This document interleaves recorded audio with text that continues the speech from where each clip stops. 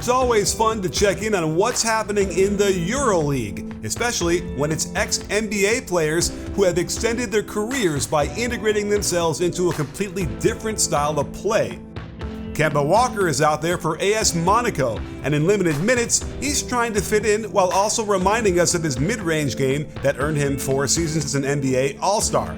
The handoff out top is designed to get Walker's man chasing so that the ball screen can take him out of the play. While the screen was slow to materialize, check how Kemba throws the ball out in front to split the defenders, forcing full scramble mode and a beautiful dish for the reverse. I like this set as Kemba cuts through, and while the handoff into ball screen is happening out top, Walker gets a pin down on the weak side. Dribble penetration sucks his man into the paint, leaving him wide open for his classic hop into a 3-point bucket.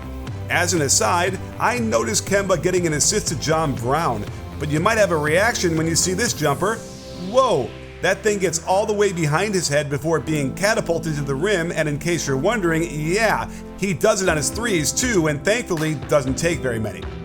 On to FC Barcelona, where Jabari Parker resumes his career after finishing in the NBA with the Celtics 2 years ago. I like how he lets the ball float in front of him to allow him extra steps until he's ready to gather and finger roll over the front of the rim. Watch how he uses that type of dribble to fake out the defender in the open court. The delayed gather causes the defense to think he's shooting it right away, but it just allows him an extra and legal step around the man for another finish. Now let's look at Barcelona's offense. The initial action is just a setup as Parker backscreens Para before receiving the pass. They're looking to pin down for Abrinas, so he'll have a step on his man coming into the handoff above the left elbow.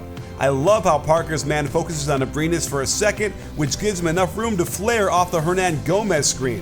While he's not going to beat Medi off the dribble, all he needed was some room to attack before nailing a nice turnaround midi. Next up is our old friend Serge Ibaka, who's putting in work with Bayern Munich, setting a ton of screens that allow him deep low post position. In the NBA, he never showed off his passing skills much, but after taking his time to survey the landscape, the nice skip to the corner earns him an assist for 3. Out of horns, watch how the strong side elbow player steps up the ball screen and then gets the flare from Ibaka. If that's not open, Serge continues his momentum to set the inside ball screen. Defenses in Europe still like to hedge these, meaning Ibaka gets a free roll to the block, and I mean both feet in the paint on the catch. He's only got 3 seconds in there and uses them all for the easy jump hook.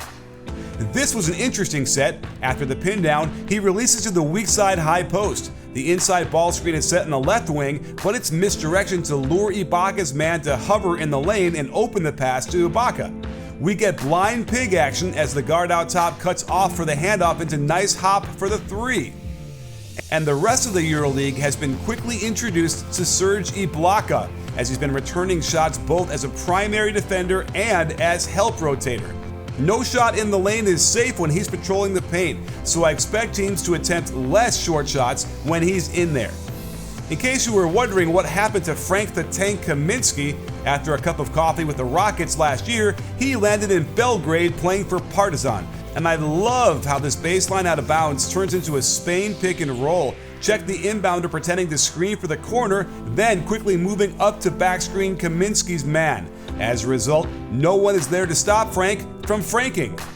They run the same play after bringing the ball up. Despite confusion from Kevin Punter, and with a name like that I get why, there's the backscreen of Kaminsky's man again. This time they do get help rotation, but it's ineffective. I liked Partizan's offense the most, since it's led by coaching legend Zeljko Obradovic, and they get a quick pick and pop to Frank out top. Normally, you'd see this handoff go to the guy in the corner, but instead it's Andjusic who gets into the two-man game. Notice how Kaminsky almost always shot fakes on his catches on the perimeter. This gets him into the lane for the nifty shovel pass off the nice backdoor cut and finish by Avramovic. Another clever baseline out of bounds play. Notice how 3 guys are clumped in front of the ball before Frank pops out. Then the other 2 go in opposite directions. This is actually a version of Spain pick and roll as the inbounder screens Frank's man and he rolls free to the rim. What's fascinating about the EuroLeague is how the leading scorer can play like a role player. Remember Nikola Mirotic?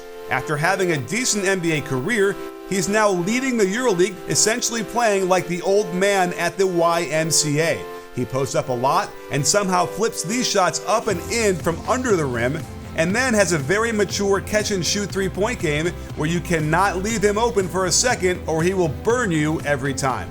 So stay tuned for more EuroLeague content this season as we check in with American players, the crazy things they're doing offensively and defensively, and how these teams stack up to their counterparts in the NBA.